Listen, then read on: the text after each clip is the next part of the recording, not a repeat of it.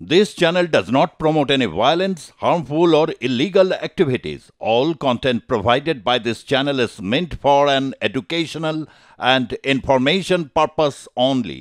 আসি পরবর্তী খবরে।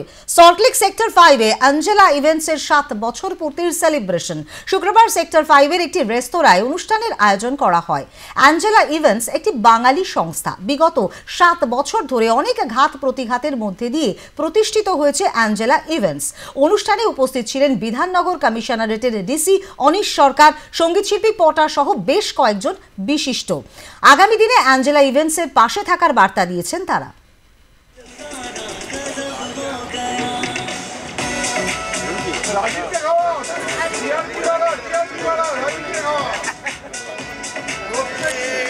তো এটা একরকম ভাবে এন্টারপ্রেনারশিপ সঙ্গে সঙ্গে উইমেন এম্পাওয়ারমেন্ট।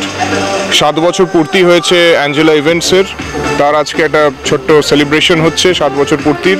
আশা করব যে কোম্পানি আরও ভালোভাবে এগোতে থাকুক, এরকমভাবে আরও উন্নতি করুক, এটাই আশা করব। খুব ভালো লাগছে এসে, অনেকটাই দেবে, তার কারণ সচরাচর এরকম আজকাল দেখা যায় না। একটা মানে মফস্বল এরিয়া থেকে উঠে আসা একজন ভদ্রমহিলা এত সুন্দরভাবে নিজের কোম্পানি সেট আপ করেছেন, ভালোভাবে করছেন। তো ডেফিনেটলি এটা সবাইকে অনুপ্রেরণা দেবে। যাদেরকে ডে 1-এ পাশে পেয়েছিলাম তাদেরকে আজকেও আমি পাশে পাচ্ছি, সেটাই আমার কাছে একটা বড় পাওনা। 2025-এ বড় চমক নিয়ে আসার তো প্ল্যান আছে, তো লেটস সি।